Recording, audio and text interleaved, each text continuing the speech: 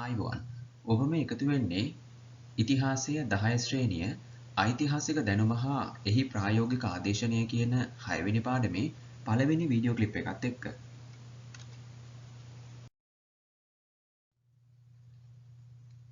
අද අපි මෙහිදී සාකච්ඡා කරන්නේ ඓතිහාසික දැනුම අතීතයේ තිබිච්ච දැනුම් පද්ධතියන් ඒ සමාජයේ යහපත් විදිහට පවත්වාගෙන යන්න උපකාරී වුණා.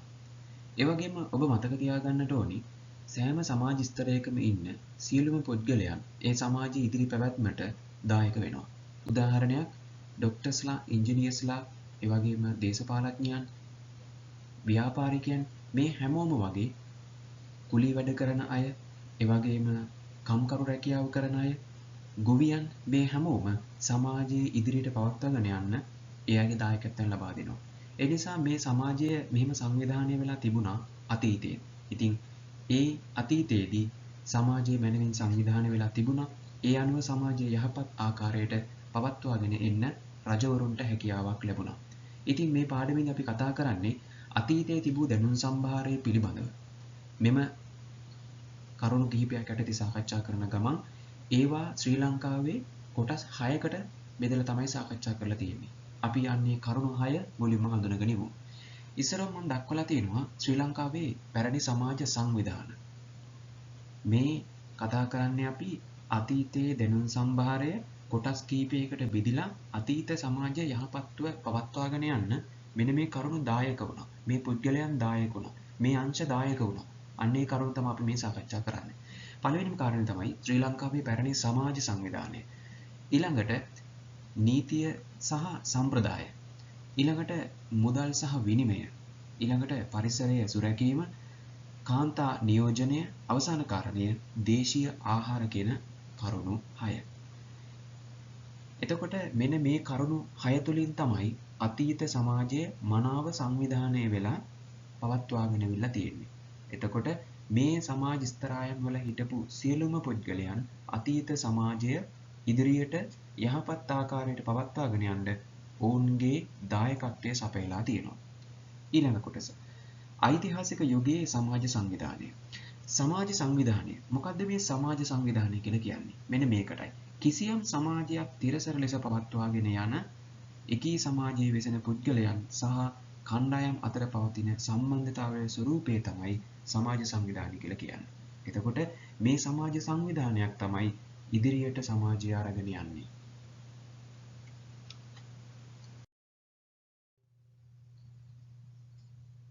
සමාජය යහපත්ව පවත්වාගෙන යන්න නම් එකමුතුකම, එක්සත්ව, එක්සිත්ව නැගී සිටීම අත්‍යවශ්‍ය කාරණයක්. මේ සමගිකම නැත්තම් මේ එකමුතුකම බිඳ වැටීම තුළ සමාජ සංවිධාන කඩාගෙන වැටෙනවා.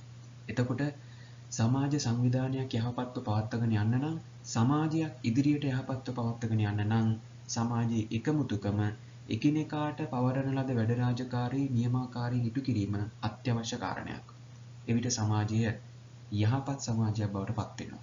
හැබැයි හදිස්සියවත් එම සමාජ සංවිධාන එකිනෙකාට පවරන ලද කාර්යයන් නොපිරිහෙලා ඉෂ්ට නොකිරීම තුළින් සමාජ සංවිධාන අසාර්ථක වෙනවා. එතකොට නීතිය, ආචාර ධර්ම, සාමකාමී බව මේ හැමදේම විනාශ වෙලා සමාජය විනාශයටම පත් වෙනවා. ඒ නිසා සමාජයක් යහපත්ව පවත්වාගෙන යන්න නම් මේ සමාජ සංවිධාන එකමුතුව වැඩ කළ යුතුයි. ඊළඟට සමාජ සංවිධානයේ ඇති ප්‍රධානම ලක්ෂණය වන්නේ සමාජයේ දූරාවලියක් තියෙනවා. දැන් බලමු අපි මේ දූරාවලිය කියලා කියන්නේ මොකක්ද? ඉහළ සිට පහළට බලය ගලා එන ආකාරයට අපි කියනවා සිරස් දූරාවලිය කියලා. ඒකෙදි උඩින්ම ඉන්නේ රජතුමා. ඊළඟට ඇමතිවරු. ඊළඟට රජයේ වෙනත් උසස් නිලධාරීන්. ඔය ආකාරයෙන් බෙදිලා ගිහිල්ලා සාමාන්‍ය ජනතාව දක්වාම මේ බලයන් කොටස් කරලා බෙදිලා එනවා. ඒ නිසා රජතුමාගේ ඉඳලා පහළට බලය බෙදිලා එනවා නම් අපි ඒකට කියනවා සිරස් දූරාවලිය කියලා.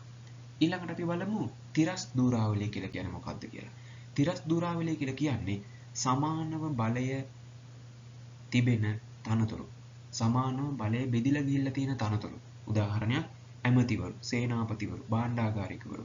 මේගොල්ලෝ සාමාන්‍ය බලතල හැම එකට සමාන බලතල තියෙන පිරිස්. ඒ නිසා මේ තිරස් දූරාවලිය කියලා සමානව බලය පුද්ගලයන් අතර බෙදිලා යාම ඇමතිවරු, සේනාපතිවරු, භාණ්ඩාගාරික වශයෙන් මේ අයට සමාන බලයක් තියෙනවා. ඉතින් ඒ බලය බෙදලා යන එකට කියනවා තිරස් දුරාවලිය කියලා.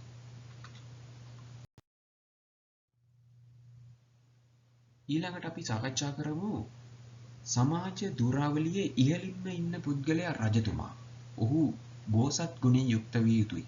ඇත්තටම ඒ නිසා තමයි බෝධිසත්ව ගුණෝපේත කියන වචනය ඇතැම් සාහිත්‍ය ග්‍රන්ථවල සඳහන් කරලා තින්නේ රජතුමා හැඳින්වීම සඳහා.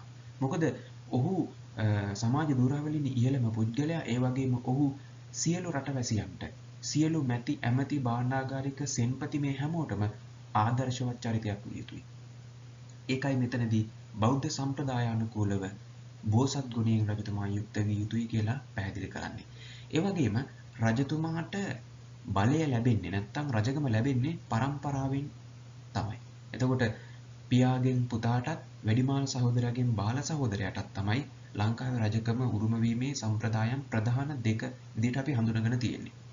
ඉතින් රජතුමාට පරම්පරාවෙන් හිමිකම ලැබෙන්නට ඕනි. රජතුමාට රාජ්‍ය උරුමය ඒ විදිහට පරම්පරාවෙන් ලැබෙන්නට ඕනි. ඒ නිසා රජතුමා උත්තරීතර පුද්ගලයෙක්. ඊළඟට රටවැසියාට ඊශ්වරයෙකු බව නර ඉසර යන දඹුලු විහාරයේ ඇති කූටකන්න තිස්ස රජතුමාට අය සෙල්ලිපියක සඳහන් වෙනවා. ඊශ්වරයා හැමෝටම යහපත සලසන්න. ඒ නිසා රජතුමා ජනතාවගේ ගැලවුම්කාරයා. ඒ වගේම රජයන්ගෙන් සතුටු කරන්න කියවෙන බව ඔබට මතක ඇති. ඒ නිසා රටවැසියාට ආර්ථික සුභසිද්ධිය හදලා සාමකාමීව ජීවත් වෙන්න පරිසර නිර්මාණය කරන්නේ රජතුමා. ඒ නිසා ඊශ්වරයෙක් කියලා අපි හඳුන්වනවා. ඊළඟට රජුට සමීපව කටයුතු කළ අය රාජකීයයන්. රාජකීය නිලධාරීන්. ඒගොල්ලෝ පැරණි ග්‍රන්ථවල සෙල්ලිපිවල සඳහන් කරන්නේ රත්කොල් සම්දරු කියන වචනේ. ඊළඟට මහනුවර යුගයේ රදල යන වචනයද එම යෙදුමෙන් සැකසියද. මේ රත්කොල් සම්දරු කියන වචනය ක්‍රමක්‍රමයෙන් ඇවිල්ලා තමයි රාජකුල, රත්කොල්, රදොල් ඊළඟට රදල කියන වචනේ නිර්මාණය වෙනවා. ඊළඟට භික්ෂුන් වහන්සේලා රජුට අනුශාසනා කළ අතර රටේ පාලන කටයුතු වලටද සම්බන්ධ වූ බව ක්‍රිස්තු වර්ෂ පළමු වන හා දෙවන සියවස්වල ලැබෙන තොරතුරු වලින් සඳහන් වෙනවා. ඒ ලැබෙන්නේ වැව් වලින් බදු අය කිරීම බලය රජතුමා විසින් විහාරස්ථාන වලට පවරනවා. ඒ විහාරස්ථානයේ පැවැත්ම සඳහා. ඉතින් මෙන්න මේකෙදි භික්ෂුන් වහන්සේලා යම් තරමකට රටේ පාලනයට සම්බන්ධ වෙලා කටයුතු කරා කියන එක අවබෝධ කරගන්න පුළුවන්. ඒ වගේම සමාජ දුරාවලියේ ඉන්න ඉහළම පුද්ගලයාට අනුශාසනා කිරීම බෞද්ධ භික්ෂුන් වහන්සේලාට ලැබීමත් තාමත්ම වැදගත් කාරණයක්. දස රාජ ධර්ම, දස සක්විතිවත්, සප්තපරිහානී ධර්ම වගේ දේවල් වලින් තමයි රජතුමා මේ රාජ්‍ය පාලනය කරගෙන යන්නේ. ඒ නිසා මොහු උත්තරීතරයි. මොහු ඊශ්වරයෙක් වගේ. ඒ වගේම මොහු බෝසත් ගුණයෙන් යුක්තයි කියලා මේ අපි මුලින් කතා කළේ මෙන්න මේ භික්ෂුන් වහන්සේලාගේ අනුශාසනාව මත රටවැසියාට සාමකාමීව සහජීවනයෙන් යහපත් විදිහට ජීවත් වෙන්න රජතුමා පරිසරය නිර්මාණය කරනවා. ඒ නිසා භික්ෂුන් වහන්සේලා මේ සඳහා දැඩි කැපකිරීමක් කරන බව පැහැදිලි. ඊළඟට මෙන්න මේ කරුණු දිහා ඔබ අවධානය යොමු කරන්න. එතකොට මෙතන තියෙනවා සමාජ දුර්රාවලියේ බෙදලා ගියපු ආකාරය. ඉස්සරවම රජතුමා ඉහළින්ම ඉන්න පුද්ගලයා. ඊට පස්සේ රජයේ නිලධාරීන්. ඊට පස්සේ ගිහි ප්‍රභූන්, බෞද්ධ සංඝ රත්නය, අනුශාසකයන්. ඊළඟට මේ දෙපැත්තෙන් ඉන්නවා වෙලෙන්දන්. ඒ වගේම ඒ ස්ථානවල ශ්‍රේණි නායකයන්. ඒ වගේම ඒ ඉහළ මට්ටමේ ඉඳලා පහළට එනකම්ම සේවකයන් දක්වාම මේ කොටස් ටික බෙදලා යනවා. ඊට පස්සේ මේකේ නිෂ්පාදනයේ භුක්ති විඳින අය සමාජයේ ඉහළම පරිසරය ආයෝජනය කරන්නේ නැත්නම් නියෝජනය කරන්නේ නිෂ්පාදනයේ භුක්ති විඳින අය. එතකොට ඒ සම්බන්ධයෙන් ඍජුවම නිෂ්පාදනයට සම්බන්ධ වෙන්න ඊට යටින් ඉන්නේ. එතකොට සාමාන්‍ය ජනතාව, ඊළඟට අතරමැදි කණ්ඩායම්, ඊළඟට කොටස් කිහිපයකට බෙදෙනවා සාමාන්‍ය ශිල්පීන්, රජුට අයත් ඉඩම් වගා කළ ගොවියන්, දඩයක් කරුවන් හා ඩේරුන්. මෙන්න මේ අයගෙන් තමයි අතීත සමාජ දුර්රාවලිය සැකසෙලා තියෙන්නේ.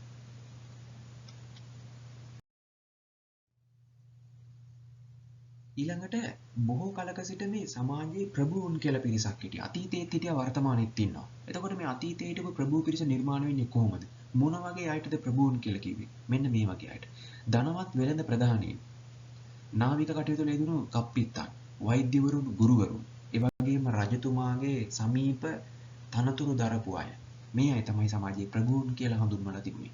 ඊළඟට ප්‍රභූන්ගේ මට්ටමේ සිට පහළ මට්ටමේ හිටියේ ඇත්තටම සාමාන්‍ය ජනතාව. සාමාන්‍ය ජනතාව සෙල්ලිපිවල සමස්තයක් විදිහට හඳුන්වලා තියෙන්නේ කුඩීන් කියන නමින්. එතකොට මේ කුඩීන් කියන එකට යටත්ව තව බොහෝ පිරිසක් හිටියා.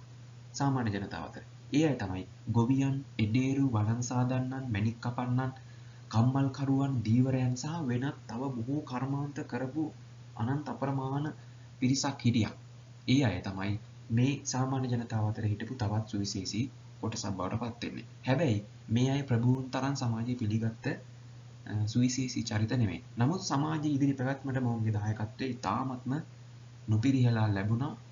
ඒ වගේම මේ අයගේ දායකත්වය ඉතාමත්ම අවශ්‍යයි. ඒ වගේම මෙන්න මේ කියපු සියල්ලන්ටම ආහාර සපයන පුද්ගලයා වෙන්නේ ගොවියා. ඒ නිසා සමාජයේ ගොවියා කියන එක වැදගත් තැනකලා සැලකිය යුතුයි කියලා තමයි මගේ අදහස. ඊළඟට රජුට ගම්වැසියන්ගේ ගැටලු රැගෙන ගියේ ගමේ සංචාරය කරන රජයේ සාමාන්‍ය නිලධාරීන්ගේ. එතකොට රජතුමාට නිරන්තරයෙන් ගවේෂණය කරන්න බෑ. ගෙයින් ගෙට ගම්දනව් සිසාර ඇවිදින්න බෑ.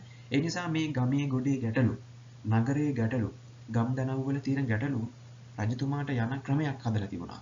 නිලධාරීන් පත් කරලා හිටියා. ඒ නිලධාරීන් ගම්දනව් සිසාර සැරිසරලා ඒ ගම්දනව් වල තියෙන ගැටලු රජතුමාට ප්‍රකාශ කරපුවම ඒ තුලින් රජතුමා ඒකට විසඳුමක් ලබා දෙනවා. මෙන්න මෙහිම තමයි ගමේ තොරතුරු රජතුමාට යන්නේ. සහ ගමේ ගැටලු විසඳෙන්නේ මෙන්න මේ ආකාරයට. ඊළඟට සමාජයේ පහළම මට්ටමේ හිටියේ 16ෝ වැඩකරු මෙහෙකරු. ඇත්තටම සමාජයේ වෙනත් පුද්ගලයන්ට මෙන්ම නිදහසක් නම් තිබුණේ නැහැ මේ 16න්ට. 16න් කොටස් දෙකක් හිටියා. එකක් තමයි අන්වයාත 16. මේගොල්ලෝ පාරම්පරික 16න්. උදාහරණයක් අම්මා අප්පච්චි වැඩකරුවෙක් නම් මෙහෙකරුවෙක් නම් 16ක් නම් එයාලගේ දූ දරුවොත් අනිවාර්යයෙන්ම 16න් බවට පත් වෙනවා. ඒ අයට තමයි කියන්නේ අන්වයාත 16 නැත්නම් පාරම්පරික 16න්. ඊළඟට ධනක්කීත 16. මේගොල්ලෝ කුලියට ලබා ගන්න පුළුවන්. යම් පඩියක් යම් මුදලක් ලබා දීලා කුලියට මේ කාර්කම යදවා ගන්න පුළුවන් පිරිසට තමයි ධනක්කීත 16 කියලා කියන්නේ. ඊළඟට රජු සමාජයේ මේ ආකාරයට කොටස් කරලා යම් යම් රාජකාරී පවරලා පාලනය කළේ සමාජයේ බිඳවැටීමට නොදී රැක ගැනීමට තමයි මේ දේවල් කළේ. එතකොට මේක මෙහෙම සමාජ සංවිධානාත්මකව සකස් කරලා තිබීම මම කිව්වා මුලින්ම සමාජයක් ඉදිරියට පවත්වාගෙන යන්න තාමත්ම වැදගත්. දේශපාලඥයාගේ ඉඳලා වෛද්‍යවරු, ඉංජිනේරුවන්, ඊට පස්සේ ව්‍යාපාරිකයන් මේ අයගේ ඉඳලා අවසානයේ කම්කරු පන්තියේ ඉන්න පිරිස දක්වාම නගරය පිරිසිදු කරන පිරිස දක්වාම මේ සමාජය ඉදිරියට පවත්වාගෙන යන්න දායක වෙනවා. ඒ නිසා හැමෝම සමාජයේ රැකියාව උස් පහත් කියලා කියනවා නම් ඇත්තට මේක වැරදි. රැකියාව උස් පහත් වෙන්නේ නැහැ. ඒක ඕන් ජීවත් වීම සඳහා කරන දේ. ඒ නිසා මේ හැමෝගෙම රැකියාවන් සමාජයේ ඉදිරි පැවැත්මට තමයි දායක වෙන්නේ. මේ අයගේ මේ රැකියාව නොකරුවොත් එහෙම සමාජය අඩාල වෙනවා. උදාහරණයක් ඔබ හිතන්න නගර සභාවේ වැඩ කරන පිරිස මාසයක් නගර සභාවට තමන්ගේ සේවය සැපෙන්නේ නැත්තම් මේ සියල්ලන්ටම ප්‍රභූන්ගේ ඉඳලා ගොවියන්, නිඩේරු, වළං සාදන, මැණික් කපන්නන්, කම්මල් කරුවන් මේ සියල්ලන්ටම ගොවියන්ට පවා සිද්ධ වෙන්නේ තාමත්ම ඛේදනීය තත්ත්වයක්. එතකොට මම ඒකයි කිව්වේ මේ හැම කෙනෙක්ම සමාජ ඉදිරියට පවත්වාගෙන යන්න ඒ අයගේ දායකත්වය සපයනවා. ඒ නිසා හැමෝම සුවිශේෂී පුද්ගලයන් මේ සමාජ සංවිධානය තුළ ඉන්න. ඒ වගේම මේ සමාජයේ කොටස් කරලා මේ බෙදාගෙන යන මේ සිස්ටම් එකට මේ ක්‍රමවේදයට වර්තමානයේ පාවිච්චි කරන්නේ සමාජ ඒකාබද්ධතාවය කියන වචනේ.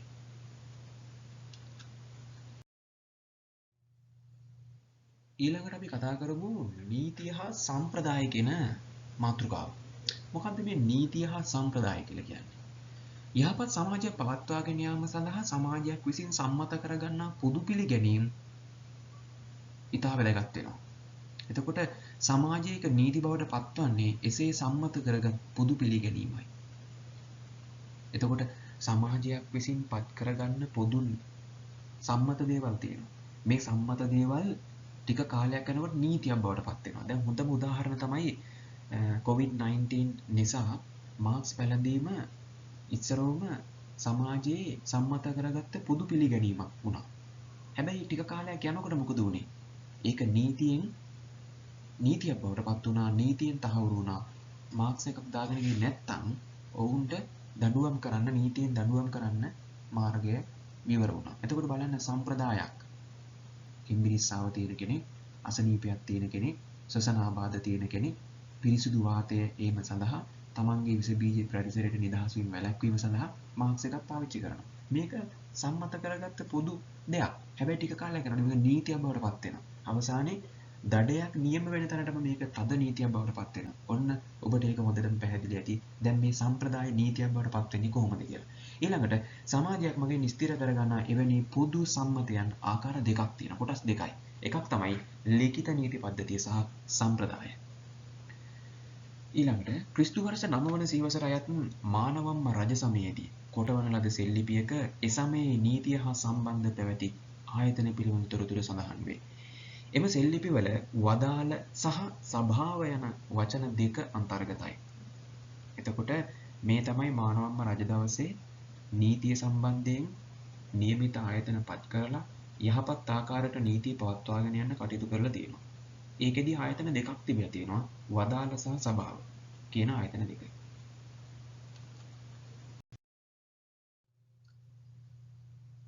දැන් අපි කතා කරමු වදාළ කියන වචනයෙන් අතීතයේ භාවිත කරන ලද්දේ කුමන ආකාරයේ කාරණාවක්ද කියන එක. ව්‍යවස්ථාදායකය නැත්නම් වර්තමාන අපි පාවිච්චි කරන පාර්ලිමේන්තුව හැඟවීම සඳහා තමයි වදාළ කියන වචනය. ව්‍යවස්ථාදායකය හඳුන්වන්න හදපු වචනේ තමයි වදාළ කියන වචනය. එතකොට එයින් අතීතයේ රාජ්‍ය සභාව තමයි හඳුන්වලා තියෙන්නේ.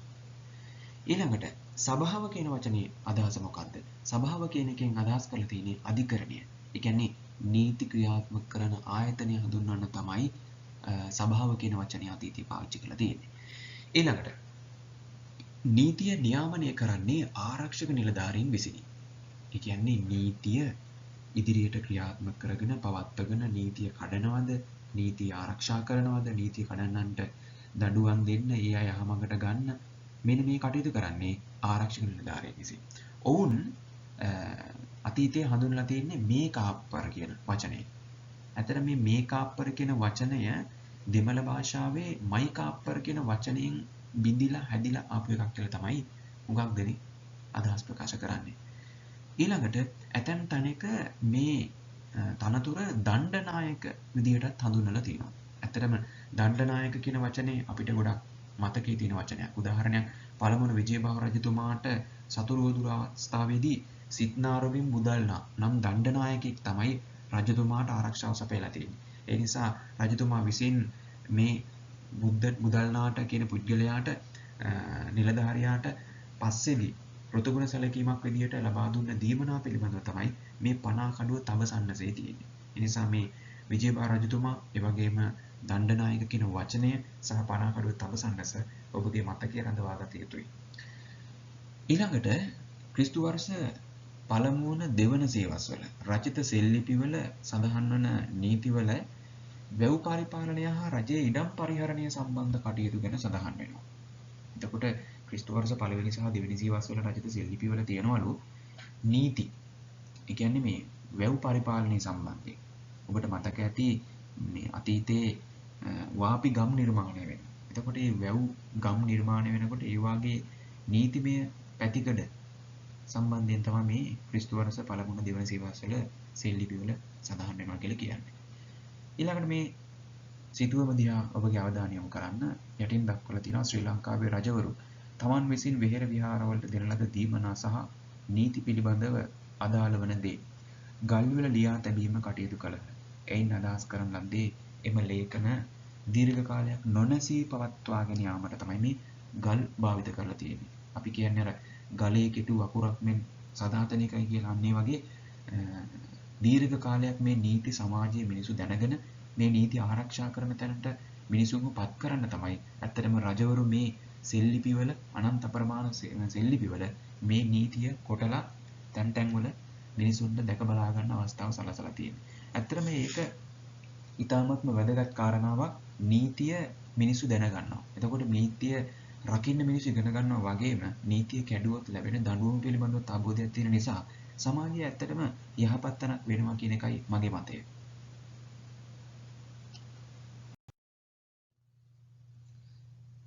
දැන් අපි කතා කරමු බදු නීතියට අදාළව රජය විසින් ජනතාවගෙන් අය කළ ප්‍රධාන බදු වර්ග මොනවද?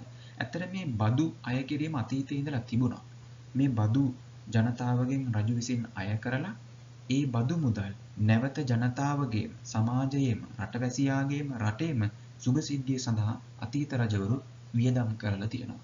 ඒ නිසා මේ බදු ගැහිම පිළිබඳව අතීතයේ ජනතාව රජතුමා පිළිබඳව උරණ වෙලා නැහැ. තරහ අරගෙන නැහැ. මොකද මේ බදු මුදල් තමන්ගේම සුභසිද්ධිය සඳහා රජතුමා අවංකවම යොදවන චරිතයක් වුණා. ඒ නිසා රජතුමාට නිරන්තරයෙන් ජනතාව සහාය දුන්නා. දැන් බලමු මේ විශේෂ බදු වර්ග මොනවද කියලා. දකපති බද්ද. මේක සංස්කෘත භාෂාවේ උදක ප්‍රාප්ති කියන වචනෙන් තමයි හඳුන්වන්නේ.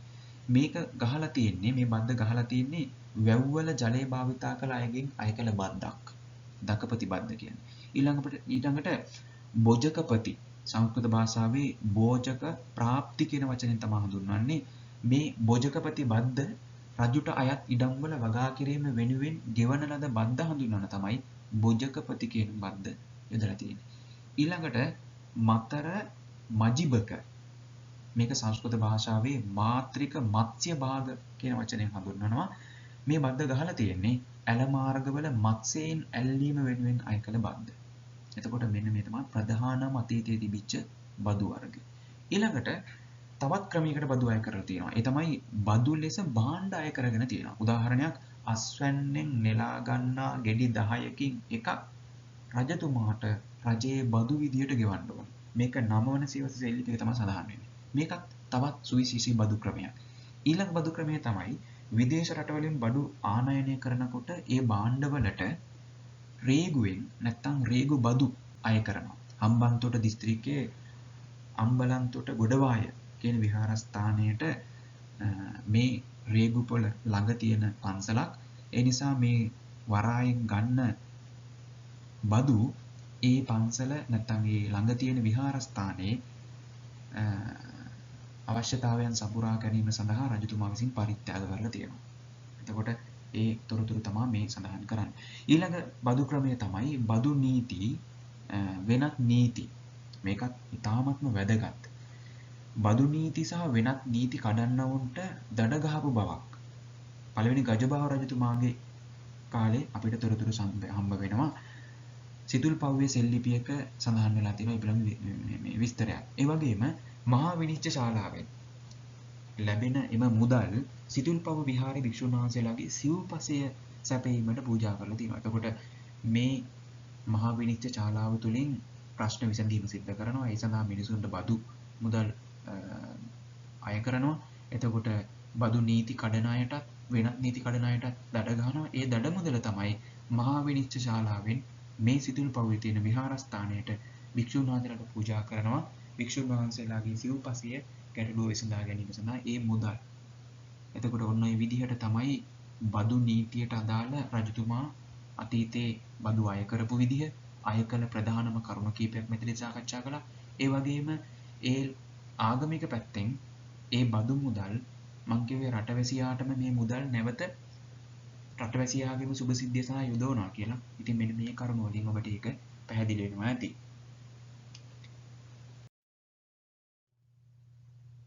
ඊළඟට තවත් සුවිශේෂී කාරණාවක් තමයි මේ පරිසරයේ නොඉදිල් බව රැක ගැනීම.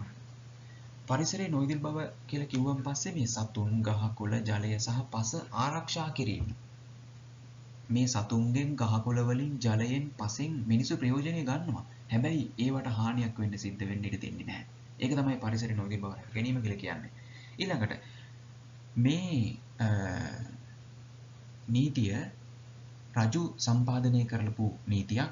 ඒ නිසා නිසි කලට සීසෑම નિયમિત කාලයට කුඹුර හානි නැති පුජ්‍යලයට කලම් 5ක දඩයක් නියම කළා. ඇයි මෙහෙම කළේ? ඇත්තටම වර්ෂා කාලයේ ගොවිබිම් සකස් කරනකොට ඒ වැස්ස නිසා පස් කඳු කඩාගෙන යනවා. වේලි කඩාගෙන යනවා. ඒ මඩ වතුර ගසාන ගිහිල්ලා වැව් වලට එකතු වෙනවා. වැවේ රොම් මඩ තැම්පත් වෙනවා. ඊළඟට නියගිය ආපුවම ඉක්මනට වැව හිඳෙනවා. ඔන්න ඔය කාරණාව මූලික අධීරයේ තියාගෙන තමයි රජතුමා කියන්නේ නිසි කලට වගා කරන්නේ නැති මිනිසුන්ට කලම් 5ක දඩයක් ගහන්න ඕනේ කියන කතාව. මේ තිරතුරු සඳහන් වෙන්නේ කොණ්ඩවට්ටවාන් ටැම් ලිපියේ. ඔබට විභාගයේදී මේ කරුණු වැදගත් වෙන නිසා මේ දම් පාටින් දක්වලා තියෙන කරුණු ඔබගේ මතකයේ රඳවා ගන්න නිරන්තරයෙන් කටයුතු කරන්න. ඊළඟට කෘෂි කර්මාන්තයේ මැනවින් පවත්වාගෙන යාමට වෙස්සගිරියේ තිබෙන සෙල්ලිපියක නීති සකස් කරලා තියෙනවා. එහි කියා තිබෙන්නේ වැව් වලින් ගොවිතැන් කරන කුඹුරු වල සිහි නැති වී වෙනුවට මුං ඇට වපුරන්න එපා කියන එක. එතකොට වී වර්ගයකට අවශ්‍ය වන ජලය වැවෙන් ගත්තට කමක් නැහැ. හැබැයි මේ ධාන්‍ය වර්ගයක් වවා කිරීම සඳහා මේ ජලය ගන්න එපා. ඒ කාලය තුල යටිවිච්ච යම් ගැටලුවක් නිසා මේ නීතිය රජතුමා විසින් පනවලා තියෙනවා. එතකොට හතරවෙනි මිහිඳු රජතුමා තමයි මේ තොරතුරු සඳහන් කරන්නේ. ඊළඟට වෙළඳාම සම්බන්ධයෙන් තිබූ නීති රීති. මේක ඉතාමත්ම වැදගත්. වෙළඳාම කියලා කියන්නේ සමාජයේ තවත් සුවිශේෂී එක් ප්‍රධාන මේ කාර්යයක්. එතකොට ඒකට නීති පනවලා තියෙනවා. ඒකත් ක්‍රමවත්ව පවත්වාගෙන යන තමයි නීති පනවලා තියෙන්නේ අතීත රජතුමාලා විසින්. එතකොට ඒකට සම්බන්ධයෙන් ප්‍රසිද්ධම සෙල්ලිපිය තමයි බදුළු ටැම් ලිපිය කියලා කියන්නේ. ඒකට සොරබොර වැව ටැම් ලිපිය කියලා අපි සඳහන් කරනවා. හතරවන උදේ රජතුමා විසින් තමයි මේ සෙල්ලිපිය පිහිටුවීමේ කටයුතු සිදු කරන්න සහ නීතිය සකස් කිරීමේ කටයුතු සිදු කරන්නේ. මේක කරන්නේ මේ හතරවන උදේ රජතුමා මියුගුණ සෑය. ඒ කියන්නේ මයංගනේ චෛත්‍ය වඳින්න යන අතරතුරදී ඕපිටිගමුව නම් වෙළඳ ස්ථානයේ සිදුවෙච්ච අකටයුතුකම් පොරතරාදී කිරණ ඒවා මේ වගේ වැරදි දේවල් දැකලා ඒවා නැවත නොවෙන්න වග බලාගෙන තමයි රජතුමා විසින් මේ සොරබරව ටැම් ලිපියේ මේ නීති රීති සම්පාදනය කරලා ජනතාව දැනුවත් කරලා තියෙන්නේ.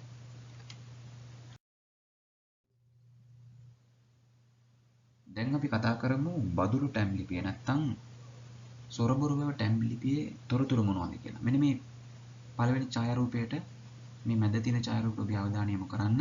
මෙන්න මේ ගල් කුළුණ තමයි බදුළු ටැම් ලිපිය කියලා අපි සඳහන් කරන්නේ. අඩි 8යි අඟල් 5ක් වගේ උසක් ප්‍රමාණයකින් යුක්තයි. හරහට මේකේ නීති කොටවලා තියෙනවා. ඒ නීති පේලි 203ක් පමණ තියෙනවා කියලා තමයි සඳහන් වෙන්නේ. ඒ වගේම අකුරු 2000කට අධික අකුරු සංඛ්‍යාවක් මේකේ තියෙනවා කියලා සඳහන් වෙනවා. ඒ වගේම නීතියක් සම්බන්ධයෙන් ලංකාවේ දැනට තියෙන කුඩාම අකුරු තියෙන විශාලම සෙල්ලිපිය හැටියට තමයි ටැම් ලිපිය හැටියට තමයි මෙන්න මේ ටැම් ලිපිය අපි සලකන්නේ.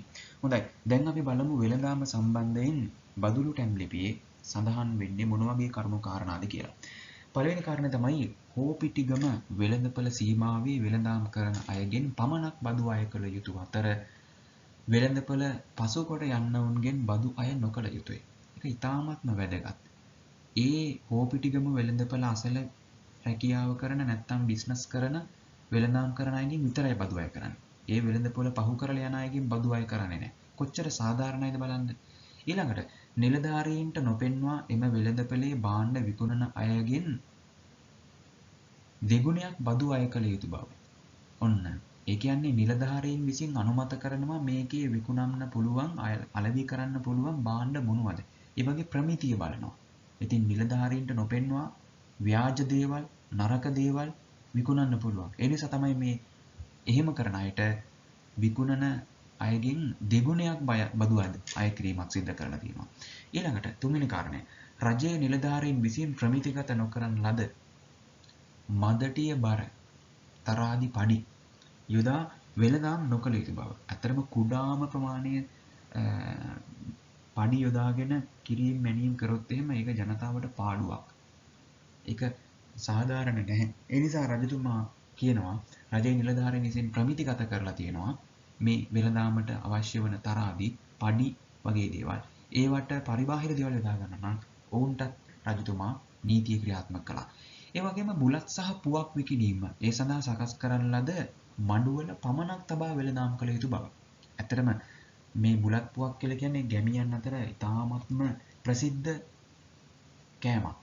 එතකොට මේ කෑම පාරේ බිම දාලා එහෙම විකුණන්න එපා.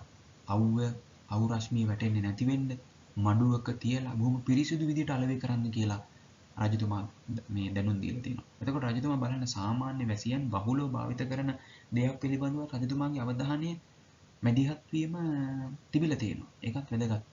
ඊළඟට අවසාන කාරණය පොහොය දිනවල වෙළඳාම් කළ අයගෙන් දඩයක් වශයෙන් තෙල් බද්දක් අය කරලා තියෙනවා. ඒකවල ඒ තෙල් මියගුණසෑය නැත්තම් මයංගනේ චෛත්‍යයේ පහන් පූජාවට යොදාගත්ත බවත් තොරතුරු සඳහන් වෙලා තියෙනවා. ඉතින් ඔන්න ඔය විදිහට තමයි ඕපිටිගම වෙළඳපොළ නැත්තම් බදුල්ල ටැම් ලිපියේ සඳහන් වන නීති රීති පිළිබඳව අපිට සාකච්ඡා කරන්න පුළුවන් වෙන්නේ.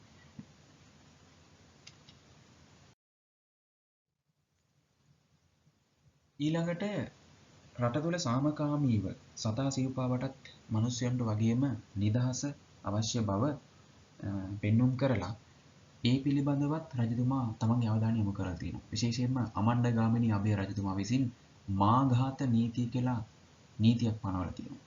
ඒකෙන් කියන්නේ සතුන් නොමරන්න නැත්නම් සත්තු මරන්න එපා කියන එක.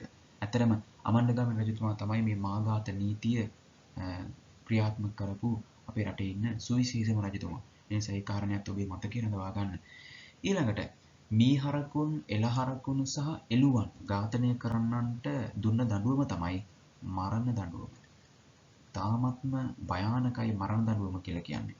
එතකොට මීහරකුන්ට, එළහරකුන්ට, එළුවන් ඝාතනය කරන්නන්ට, හොරෙන් අරන් ගිහිල්ලා සත්තු මරලා අලෙවි කරන්නන්ට විරුද්ධව රජතුමා දැඩි නීතියක් ක්‍රියාත්මක කරලා තියෙනවා. මරණ දඬුවම නියම කරලා තියෙනවා. එතකොට මේ මරණ දඬුව ලබා දෙනවා කියලා කියන්නේ මේ දඬුවම ලබා දෙනවා කියලා කියන්නේ දඬුවමට බියවීම තුළින් සමාජයේ ඒ වැරැද්දෙන් මිදෙනවා. ඒ නිසා තමයි මේ වගේ දරුණු දඬුවම් අනුමත කරලා තියෙන්නේ. ඒ නිසා ඒ කාලය තුල මේ වගේ අපරාධ කරන අය හිටියේ නැහැ. හේතුව මේ දඬුවම මරණ දඬුවම නිසා ඒ වැරදි වලින් සමාජයේ දැනුවත් වෙනවා, අතිශයින්ම ඉවත් වෙලා යනවා.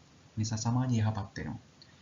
ඊළඟට මේ නීති පැනවීමට හතරවන මිහිඳු රජතුමා තමයි මේ තොරතුරු පනවලා තියෙන්නේ. ඊළඟට මේව දකින්නේ එළුවෙක් මරණ ආකාරයේ සිදුවමක්. ඉතින් මෙන්න මේ කරුණු අමණ්ඩගාමිනී රජතුමා දැකලා මේ සතුන්ට ජීවත් වීම අයිතිය තහවුරු කිරීම සඳහා තමයි මේ මාඝාත කියන නීතිය ගෙනල්ලා තියෙන්නේ. ඊළඟ කාරණය මේ රජතුමා, ඒ කියන්නේ හතරවන මිහිඳු රජතුමා වේවැල් කැටිය සෙල්ලිපියේ සොරකම් කිරීම, මිනී මැරීම ආදී වරදවල් සඳහා දිය යුතු දඬුවම් විස්තර කරලා තියෙනවා. මම මුලින්ම කිව්වා අර රජවරු මේ නීතිය සාමාන්‍ය ජනතාවට පෙනෙන ස්ථානවල ගල්වල කොටලා තිබුණා කියලා. ඇත්තට එහෙම කරන්නේ මිනිසු නීතිය තුලින් දැනුවත් වෙන්න ඕනේ. දඬුවම දැනගන්න ඕනේ. එතකොට වැරදි ඈත් වෙනවා. සමාජය යහපත් වෙනවා. ඉතින් ඒ කටයුත්ත ඉතාමත් හොඳට කරපු රජ කෙනෙක් තමයි හතරවෙනි මිහිඳු රජතුමා කියලා කියන්නේ. එතකොට මිනී මැරීම, සොරකම් කිරීම වගේ දේවල් වලට දෙන්න ඕනේ දඬුවමුත් විස්තර කරලා තියෙනවා. ඒ නිසා මිනිස්සු ඊ වගේ අයින් වෙනවා. ඈත් වෙනවා. තවද අපරාධකරුවන්ට අයත් ගම්වැසියන්. ඒ කියන්නේ යම් අපරාධකරුවෙක් තමන්ගේ ගමේ ඉන්නවා. ගම්වැසියන් විසින් ඔහු රජයට අල්ලලා දෙන්නේ නැහැ. ඔහු ආරක්ෂා කරනවා. එතකොට රජතුමා දඬුවමක් දෙනවා ඒ ගම්වැසියන්ටම හොරා අල්ලලා දෙනකම්. ගමේ සංගවාගෙන ඉන්න හොරා රජතුමාට අල්ලලා දෙනකම්ම ගම්වැසියන්ට බද්දක් ගන්නවා. ඒ බද්ද හඳුන්වන්නේ ගෘහ දණ්ඩනය කියන නමින්. ඔන්න ඔය විදිහට තමයි රජවරු සමාජය යහපත්ව පවත්වාගෙන යන්න ඔවුන්ගේ දායකත්වය නැත්තම් මේ නීති ක්‍රියාත්මක කිරීම සිදු කරලා තියෙන්නේ. ඊළඟට අපි බලමු මුදල් සහ විනිමය කියන මාතෘකාව. විනිමය යනුවෙන් මෙහිදී අදහස් කරන්නේ ආර්ථිකමය අරමුණකින් යුක්තව කරනු ලබන හුවමාරු ක්‍රියාවලිය. විනිමය කියලා කියන්නේ. ඊළඟට පැරණිතම යුගයේ මෙරට භාවිත වූයේ භාණ්ඩ හුවමාරු ක්‍රමය. අතීතයේ අපේ කාසි භාවිතය තිබුණේ නැහැ. ඒ නිසා තිබුණේ භාණ්ඩ හුවමාරුව. වී වගා කරන අය ධාන්‍ය වගා කරන අයට වී කොටසක් දීලා ධාන්‍ය ලබා ගන්නවා. ධාන්‍ය වගා කරන අය එළවලු වගා කරන අයට එළවලු වෙනුවට Tamanට එළවලු අවශ්‍ය නම් ධාන්‍ය කොටසක් දීලා එළවලු ලබා ගන්නවා. එතකොට වී වගා කරපු අය එළවලු ගන්න යනකොට වී කොටසක් නැත්නම් හාල් කොටසක් ලබා දීලා Tamanට අවශ්‍ය වෙන එළවලු ප්‍රමාණය මිලදී ගන්න. ඔන්න වගේ භාණ්ඩ හුවමාරු ක්‍රමයක් තමයි අතීතේ තිබුණේ. ඒ වගේම කම්කරු ක්‍රමයක් තිබුණේ නැහැ. ශ්‍රමයට ශ්‍රමයේ සපයපු අත්තම් ක්‍රමයක් තමයි අතීතේ තිබුණේ. ඊළඟ කාරණේ මැටියෙන් නිම කළ වෘත්තාකාර කවච ඇතැම් විට ආර්ථික කටයුතු වලදී විනිමය සඳහා භාවිත කර ඇති බව පුරාවිද්‍යාඥයන් හොයාගෙන තියෙනවා. මොකක් හෝ සංකේතයක් මැටියෙන් නිර්මාණය කරලා තියෙන්නේ පුංචි සංකේත කාසි වගේ දේවල් ඒ හා සමාන මැටියෙන් හදපු දේවල් තමයි මේ ආර්ථිකමය කටයුතු සඳහා නැත්තම් භාණ්ඩ මිලදී ගැනීම සඳහා අතීතයේ භාවිතා කරලා තියෙන්නේ. ඊළඟට මෙරට කාසි භාවිතය ආරම්භන්නේ ක්‍රිස්තු පූර්ව 250 දී පමණ. උතුරු ඉන්දියාවෙන් මෙරටට ගෙන ලැබූ කාසි වර්ගයක් හම්බ වෙනවා. රිදී කාසි විශේෂයක්. එතකොට ක්‍රිස්තු පූර්ව 250 දී තමයි ඒ තොරතුරු හම්බෙන්නේ උතුරු ඉන්දියාවෙන් තමයි අපිට එහෙම කාසි ඇවිල්ලා තියෙන්නේ. එතකොට ඒ කාසි හඳුන්වන පුරාවිද්‍යාඥයන් හස්සෙබූ කාසි. ඒ වගේම මේ කාසි වෘත්තාකාර, චතුරස්‍රාකාර සහ ආයත චතුරස්‍රාකාර කියන හැඩවලින් මේ වගේ හැඩවල් වලින් යුක්තයි මේ හස්සෙබූ කාසි. ඉතින් මේවා අපේ රටට එන්නේ විදේශ රටවල් වලින් වෙලෙන්දන් අතීතයේ සිටම අපේ රටට ඇවිල්ලා තියෙනවා. එතකොට අන්නේ වෙලෙන්දන්ගෙන් තමයි අපිට මේ කාසි ඇවිල්ලා තියෙන්නේ. ඊළඟට හස්සෙබූ කාසි සෙල්ලිපි වල මේක හඳුන්වන්නේ කහාපන කියලා. හැබැයි සාහිත්‍ය ග්‍රන්ථවලට එනකොට හස්සෙබූ කාසි හඳුන්වන්නේ කහවණු කියන නමින්. සමහර තැන්වලදී ඒ කාසි සංස්කෘත භාෂාවේදී එහෙම කර්ෂාපන කියන වචනින් තමයි හඳුන්වලා තියෙන්නේ. මෙරට ස්වාධීන කාසි සැකසීම නැත්නම් අපිටම ආවේනික වෙච්ච කාසි සැකසීම සම්බන්ධයෙන් තොරතුරු හම්බෙන්නේ ක්‍රිස්තු පූර්ව පළවන සියවසේ අග සහ ක්‍රිස්තු වර්ෂ පළවෙනි සියවසේ මුල වගේ කාල තීමාව තුළ. ඒතර පුරාවිද්‍යාඥයන් අලියෙක් සහ ස්වස්තිකයේ රූකම් කළ කාසි හොයාගෙන තියෙනවා. එතකොට මේ කාසි තමයි ලංකාවේ අපි නිර්මාණය කරන ලද සකස් කරන ලද යම් වටිනාකමක් තියෙන කාසි වර්ගයක් විදිහට හඳුනාගෙන පුරාවිද්‍යාඥයන් පෙන්වුම් කරලා තියෙන්නේ. ඊළඟට අතීතයේ කාසි අච්චු ගැසීමන බාරව නිලධාරියෙක් ඉඳලා තියෙනවා. එතකොට මේ සෙල්ලිපි වල සඳහන් වෙන තොරතුරක්. ඒ නිසා අපි කාසි භාවිතා කරා නැත්නම් පාවිච්චි කරා කියන එකට අපිට සෙල්ලිපි ලිඛිත සාක්ෂි තියෙනවා.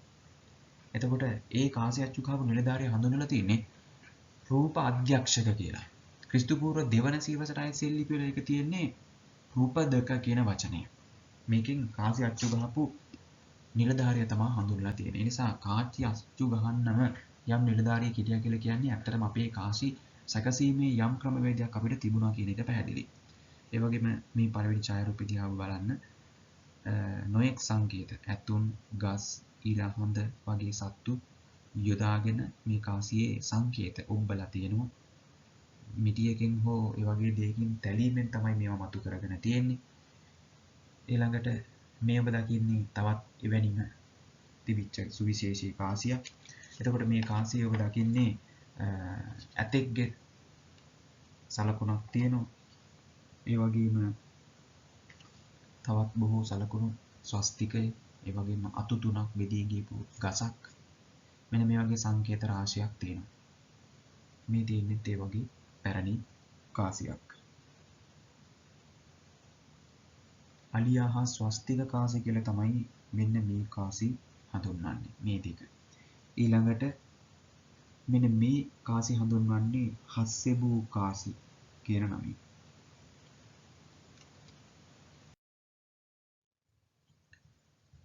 ඊළඟට අනුරාධපුර යුගයේදී මෙරට කාසි භාවිතයේ වෙනුවට ලෝහ බරද වටිනාකමක් ලෙස ගණනය කරලා තියෙනවා. එතකොට රත්තරන් වගේ දේවල් වටින්නේ බර අනුව.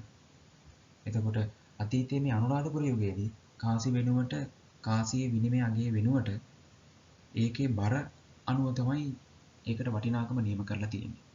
එතකොට අබේගිරි විහාරයේ කැණීම් වලදී රන් ලෝහ කැබැල්ලක් හොයාගෙන තියෙනවා.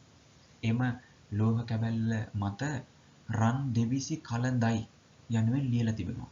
මෙම අක්ෂර ක්‍රිස්තු වර්ෂයේ 8 වන හෝ 9 වන සියවසට අයත් කියලා තමයි වාගෙන තියෙන්නේ. ඒ වගේම මේ කලඳ කියලා කියන්නේ බර මැනීම සඳහා යොදාගත් එකක්. එතකොට මේ රන් ලෝහ කැබැල්ලේ රන් දෙවිසි කලඳයි කියලා ලියලා තිබුණාට ඒකේ බර මැනලා තමයි මේ ඒකේ වටිනාකම තීරණය කරලා තියෙන්නේ. එතකොට ඔබට තවත් කාරණයක් අතුරු කාරණාවක් මම මතක් කරන්නම්. ඇත්තට මේ රන් ලෝහ කැබැල්ලක රන් දෙවිසි කලඳයි කියලා ලියන්න සටහන් කිරීමේ තාක්ෂණයකුත් තිබිලා තියෙනවා. ඒ වගේම බර මනින්න පුළුවන් ටෙක්නොලොජිකුත් තාක්ෂණයකුත් තිබිලා තියෙනවා. නේද? එතකොට කාසි තුලින් නැත්තම් නානක විද්‍යාව තුලින් ඔන්න වගේ බොහෝ කාරණා ඉගෙන ගන්න පුළුවන්. ඊළඟට ක්‍රිස්තු වර්ෂයෙන් 10 වන සියවසට අයත් අනුරාධපුර සෙල්ලිපියක වීරාංකුර නමින් හැඳින්වූ පන්සලක වාසය කළ භික්ෂූන් වහන්සේලාට 4 වන කාශ්‍යප රජතුමා විසින් රන් කලන් 200ක් පූජා කරලා තියෙනවා. ඒ විහාරස්ථානයේ වැඩ විසින භික්ෂුන් වහන්සේලාගේ අවශ්‍යතාවයන් සම්පූර්ණ කරගන්න තමයි මේ හතරවන කාශ්‍යප රජතුමා විසින් කලන් 200ක් රන් කලන් 200ක් පූජා කරලා තියෙන්නේ.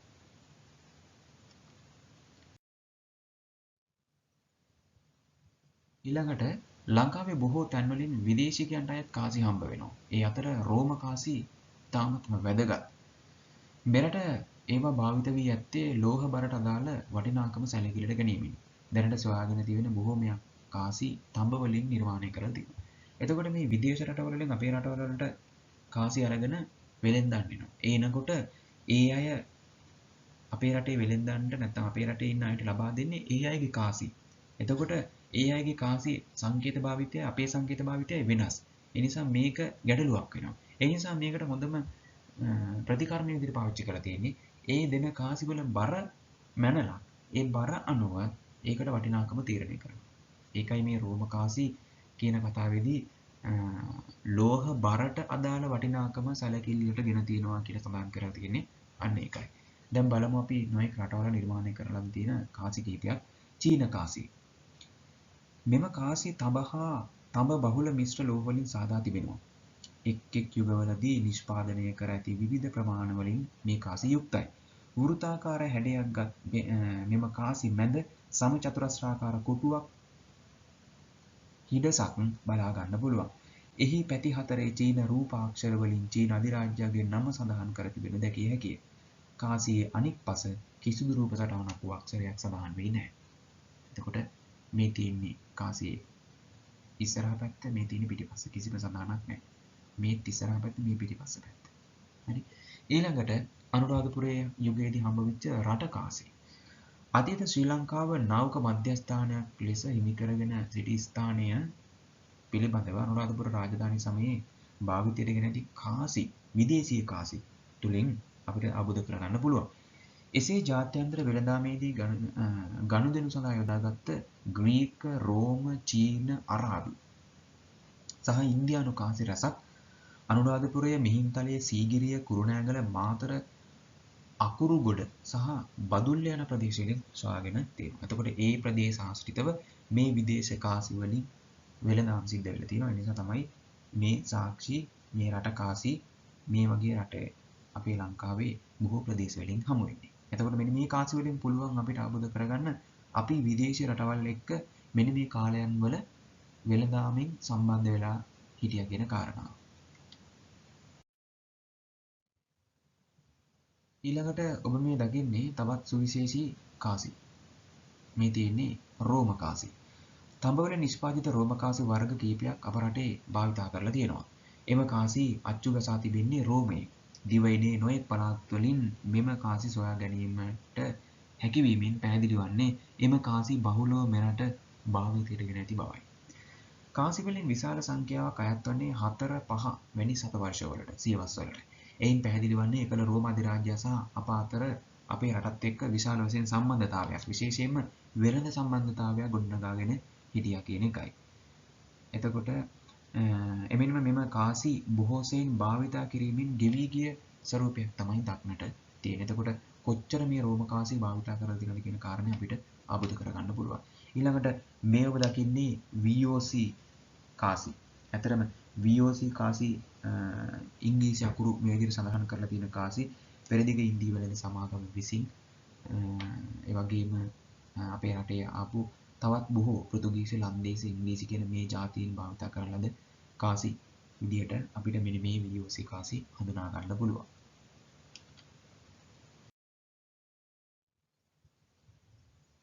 හරි. එහෙනම් අපි මේ පාඩමේ දෙවෙනි කොටසෙන් නැවත හමු වෙමු. ආයුබෝවන්.